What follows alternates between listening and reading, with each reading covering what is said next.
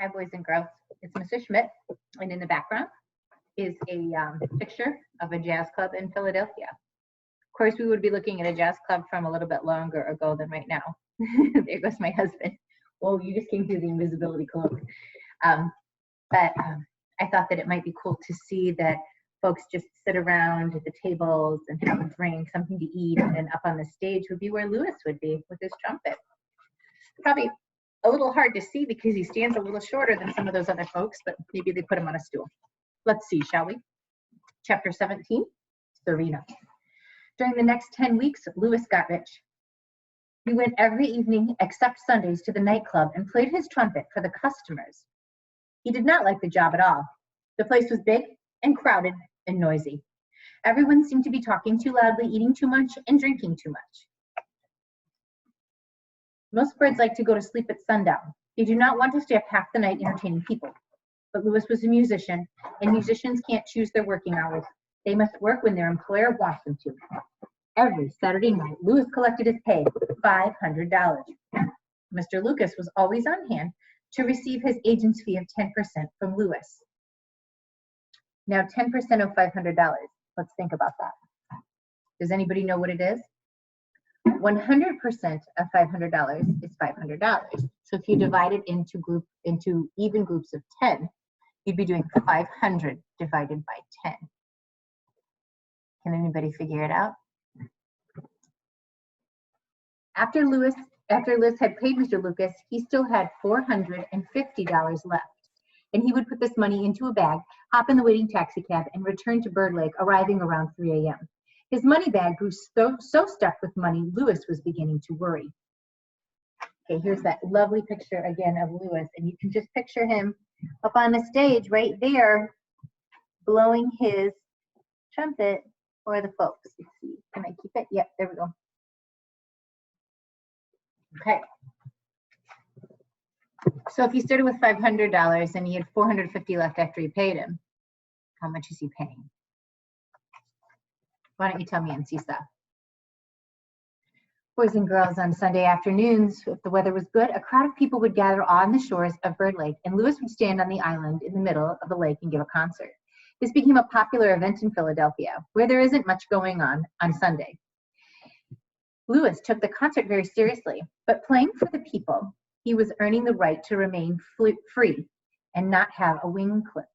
He always was at his best on Sundays. Instead of playing jazz and rock and folk and country and western, he would play selections from the works of the great composers, Ludwig van Beethoven, Wolfgang Amadeus Mozart, and Johann Sebastian Bach.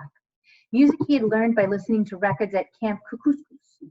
Lewis also liked the music of George Gershwin and Stephen Foster. When he played Summertime from Porgy and Bess, the people of Philadelphia felt that this was the most thrilling music that they had ever heard. Lewis was considered so good on the trumpet, he was invited to make a guest appearance with the Philadelphia Symphony Orchestra.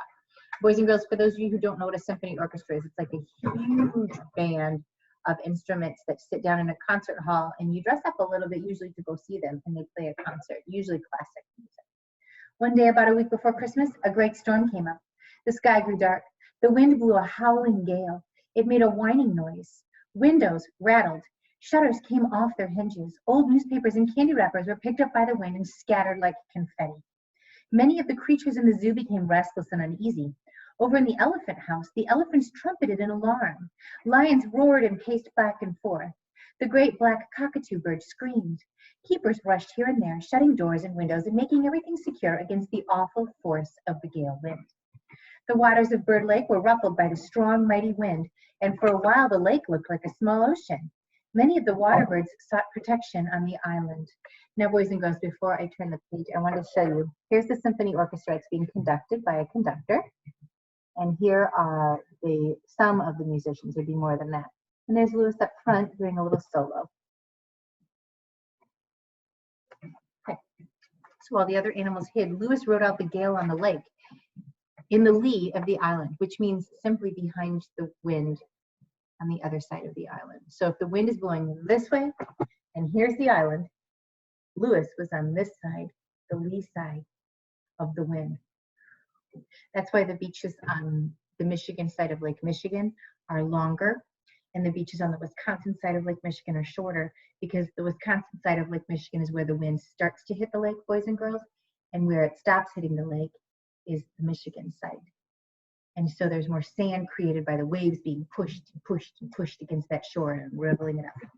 I hope that helps a little bit. You might want to look at a map for that one. Boys and girls. He faced the wind and kept paddling with his feet, his eyes bright with the wonder and the strength of the blast. And then suddenly he saw an object in the sky. It was coming down out of the clouds. At first, he couldn't make out what it was. Maybe it's a flying saucer, he thought. An alien would be great for the story, wouldn't it? But then he realized it was a large white bird, struggling desperately to come in against the wind. Its wings were beating rapidly. In a moment, it splashed down and flopped ashore where it lay sprawled out, almost as if it were dead. Louis stared and stared and stared. And then he looked again. Looks like a swan, he thought. It was a swan. It looks like a trumpeter swan, he thought. It was a trumpeter swan. My goodness, said Louis to himself. Looks like Serena. It is Serena. She's here at last. My prayers have been answered. Louis was right. Serena, the swan of his desiring, had been caught by the fierce storm and blown all the way across America. When she looked down and saw Bird Lake, she ended her flight almost dead from exhaustion. Louis was tempted to rush right over, but then he thought, nope, that would be a mistake. She's in no condition at the moment to perceive the depth of my affection and the extent of my love. She's too pooped. I will wait. I will bide my time. I will give her a chance to recover, and then I will renew our acquaintance and make myself known. So here he is kind of spying on her. There she is, relaxing. Looks like there were a few other birds up in the sky trying to land too, and there Louis is sort of spying on her on the side of Bird Lake. Now here's why I think Louis is right. When you're really pooped, when you're really, really super tired, do you really want to have somebody come up to you and start talking to you seriously? Or do you want to just be left alone to rest? Personally, I just want to be left alone to rest, even if what they say is really nice. Basically, I just, want ice cream in bed. What do you like when you're really, really tired before bed? All right. Louis did not go to his job that night. The weather was too bad. All night, he stayed awake, keeping watch at a slight distance from Serena. When morning came, the wind subsided and the skies cleared. The lake grew calm. The storm was over. Serena stirred and woke. She was still exhausted and very mussed. Louis stayed away from her. I'll just wait, he thought. When in love, one must take risks. But I am not going to risk everything with a bird who's too tired to see straight. I won't hurry and I won't worry. Never hurry and never worry. Isn't that what Charlotte told Wilbur? Same author.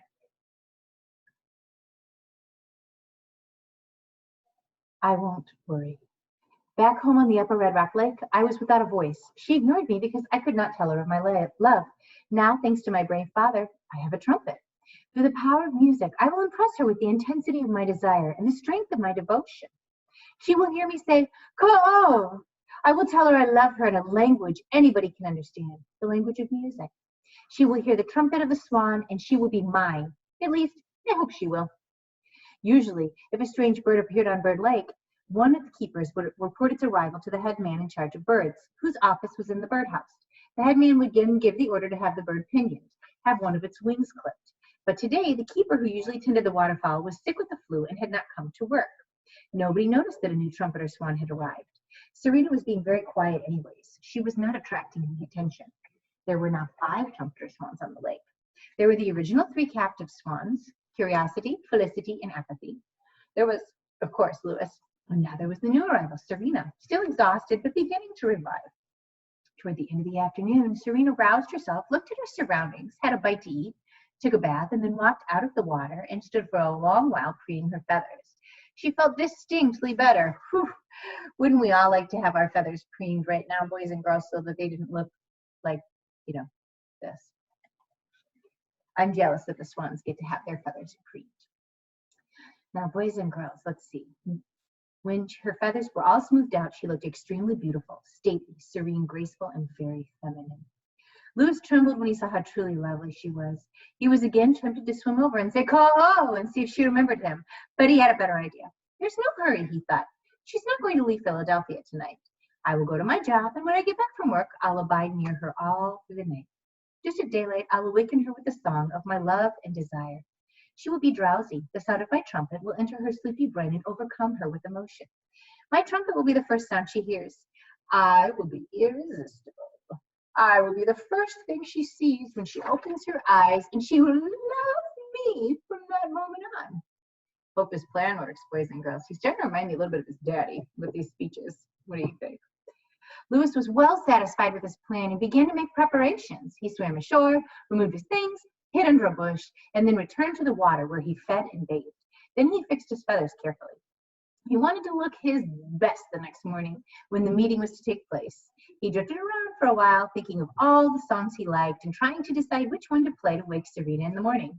He finally decided to play Beautiful Dreamer, Wake Unto Me. He'd always loved that song. It was sad and sweet. She will be a beautiful dreamer, thought Lewis, and she'll wake unto me. The song fits the situation just perfectly. He was determined to play the song better than he'd ever played it before. It was one of his best numbers. He really knew how to play it awfully well.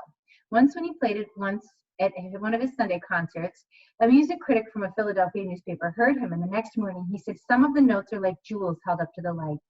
The emotion he transmits is clear and pure and sustained." Lewis had memorized that statement. He was proud of it. Any musician who got that kind of a review would be proud of it and want to keep it. Now he was anxious for morning to come, but he still had his job at the nightclub to go to. He knew the night would be long and that he wouldn't be able to sleep. Lewis swam ashore to pick up his things. When he looked under the bush, he received a terrible jolt. His medal was there, his slate and chalk pencil were there, his money bag was there, but where was the trumpet? His trumpet was gone. Poor Lewis. His heart almost stopped. Oh no, he said to himself, oh no. Without his trumpet, his whole life would be ruined. All his plans for the future would collapse. He was frantic with anger, fear, and dismay.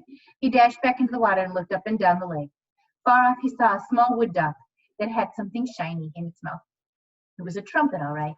The duck was trying to play it. Lewis was furious. He skimmed down the lake, going even faster than he had the day he'd saved Applegate from drowning. He swam straight for the duck, knocked him on the head with a swift blow from his wing, and grabbed the precious instrument. The duck fainted.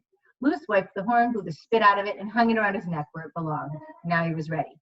Let the night come, let the hours pass, let the morning come when my beautiful dreamer wakes unto me. And there's Lewis, taking his trumpet back and checking out the wood duck that he knocked clean up for stealing his trumpet. What do you think? Would you have reacted the way Lewis did? Or would you be different? Night came at last. 9 o'clock came. Lewis went off to work, riding in the cab. The zoo quieted down. The visitors had all gone home. Many of the animals slept or snoozed, and a few of them, the great cats, the raccoon, the armadillo, the ones that enjoyed the nighttime, prowled and became restless. Bird Lake was clothed in darkness. Most of the waterfowl tucked their heads under their wings and slept. At one end of the lake, the 3 captive swans, Curiosity, Felicity, and Apathy, were already asleep, and near the island, Serena, the beautiful Serena, was fast asleep and dreaming. Her long white neck was folded neatly back. Her head rested on her soft feathers. Lewis got home from work at 2 in the morning, flew over the low fence, splashed down near Serena, making as little noise as possible. He did not try to leave or sleep. The night was fair and crisp, as nights often are just before Christmas. Clouds drifted across the sky in endless procession, partially hiding the stars. Lewis watched the clouds, watched Serena as she slept, and waited for the day to come, hour after hour after hour. At last, a faint sunlight shone in the east. The creatures soon would be stirring. Morning would be here. This is my moment, thought Lewis. This is the time has come for me to waken my true love. He placed himself directly in front of Serena. Then he raised his trumpet to his mouth, tilted his head. The horn pointed slightly upward toward the sky, where the first light was showing, and he began his song. Beautiful dreamer, he played, wake unto me. The first 3 or 4 notes were played softly, and then as the song progressed, the sound increased. The light in the sky grew brighter. I'm going to use my terrible singing voice to sing it to you. I'm really sorry, but you'll be able to hear the tune. Beautiful dreamer, wake unto me. Starlight and dewdrops are waiting for thee. That's how the song goes. Each note was like a jewel held with a light. The sound of Lewis's trumpet had never before been heard at this early dawn hour in the zoo, and the sound seemed to fill the whole world of buildings and animals and trees and shrubs and paths and dens and cages. Sleepy bears dozing in their grotto pricked up their ears. Foxes hiding in their dens listened to the sweet, dreamy sound of the horn blown at the coming of light. In the lion house, the great cats heard. In the monkey house, the old baboon listened in wonder to the song. Here is a fabulous picture. Okay, let's try to get this in here. How are we going to do this? Let's see. There's a fabulous picture of all the animals. There's Lewis in the background blowing his horn. And there's the cats and the baboon and the hippo. And they're all listening. Okay. The hippo heard, and the seal in his tank. The gray wolf heard, and the yak in his cage. The badger, the coon, the ring-tailed coati, the skunk, the weasel, the otter, the llama, the dromedary, the white-tailed deer. By the way, a dromedary is a camel with one hump, because it's a capital D. Bactran are the ones with two humps, but they're both camels. They all heard, listened, pricked up their ears at the song. The kudu heard, and the rabbit. The beaver heard, and the snake who has no ears. The wallaby, the possum, the anteater, the armadillo, the peafowl, the pigeon, the bowerbird, the cockatoo, the flamingo, all heard and were aware that something out of the ordinary was happening. Philadelphians, waking from sleep in bedrooms where the windows were open, heard the trumpet. Not one person who heard the song realized that this was a moment of triumph for a young Swan who had a speech defect and had finally conquered it. Lewis was not thinking about his large unseen audience of animals and people. His mind was not on the bears and buffaloes and cassowaries and lizards and hawks and owls and people in bedrooms. His mind was on Serena, the swan of his choice, the beautiful dreamer. He played for her and for her alone. At first note of his trumpet, she woke. She raised her head and her neck straightened until her head was held high. What she saw filled her with astonishment. She gazed straight at Lewis. At first, she could hardly remember where she was. Directly in front of her, she saw a handsome young male swan, a cob of noble proportions. Held against his mouth was a strange instrument, something she'd never seen before. And from the strange instrument came sounds that made her tremble with love and joy. As the song went on, the light grew stronger, and she fell hopelessly in love with this bold trumpeter who'd awaken her from her dreams. The dreams of night were gone. New dreams of day were upon her. She knew that she was full of sensations she'd never had before, feelings of delight and ecstasy and wonder. She'd never seen a finer looking young cob. She'd certainly never seen any swan with so many personal possessions around his neck. And she'd never been so thrilled by a sound before in her whole life. Oh, she thought, oh. I think things are going well for Lewis, boys and girls. The song ended. Lewis lowered his trumpet and bowed solemnly to Serena. And then he raised his horn again. "Ko-oh," he said. "Ko-oh," replied Serena. "Ko-oh, ko-oh," said Lewis through his trumpet. "Ko-oh, ko-oh," replied Serena. Each felt drawn to the other by a mysterious bond of affection. Lewis swam once rapidly around Serena, and then Serena swam once rapidly around Lewis. This seemed to amuse them. Lewis dipped his neck and pumped it back and forth. Serena dipped her neck and pumped it back and forth. Lewis splashed a little water into the air. Serena splashed a little water into the air. It was like a game. It was love at long last for Lewis, and love at first sight for Serena. Then Lewis decided to show off. I'll play her my own composition, he thought, the one I made up for her last summer at camp. And you guys are lucky. I have no idea what the tune is, so I can't caterwaul this one out for you. He raised his trumpet and played, "O Ever in the Greening Spring, by bank and bough retiring. For love shall I be sorrowing, and swans of my desiring." All right, let's see. Here he is, playing with her, and there she is playing back. Looks to me like he's going to push a little water on her. The notes were clear and pure. They filled the zoo with beauty. If Serena had been in any doubt before, she no longer was. She succumbed completely to this charmer, this handsome musician, this rich and talented cob. Lewis knew his plan had succeeded. His beautiful dreamer had waked, and she'd waked unto him. Never again would they be parted. All the rest of their lives they would be together. Lots of small, quiet lakes in the woods where canebrakes grew and blackbirds sang filled Lewis's mind. Thoughts of springtime and nesting and little baby cygnets. Oh, ever in the green spring. Lewis had been told once by his father what happens to deep-sea divers when they go far, far down into the ocean. At great depths where the pressure is great and the watery world is strange and mysterious, divers sometimes experience what they call the rapture of the deep. They feel so completely peaceful and enchanted that they never really want to go back to the surface. Lewis's father had warned him about this. Always remember when you dive deep, he said, that this feeling of rapture can lead you to your death. No matter how wonderful you feel down there, don't ever forget to return to the surface where you can breathe again. Looking at Serena, Lewis thought to himself, I think love is like the rapture of the deep. I feel so good. I just want to stay right where I am. I'm experiencing rapture of the deep, even though I'm right on top of the water. I've never felt so good, so peaceful, so excited, so happy, so ambitious, so desirous. If love is like this on a cold day in December in Philadelphia Zoo, imagine what it's going to be like in the spring on a remote lake in Canada. Those were Lewis's secret thoughts. He was the happiest bird alive. He was a real trumpeter swan at last. His defect of being without a voice had at last been overcome. He felt very grateful to his father.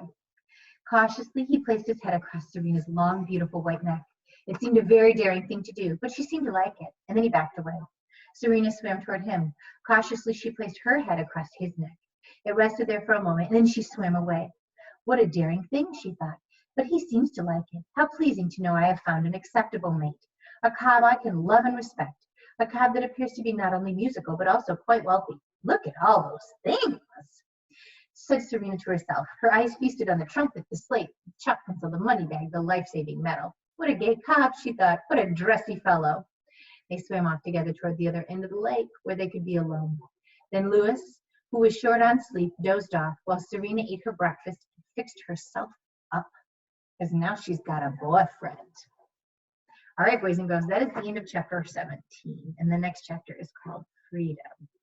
So we will read that next one when we meet again next time. Maybe I'll put a Philadelphia Zoo picture in the background. So goodbye from the Jazz Club in Philadelphia, boys and girls.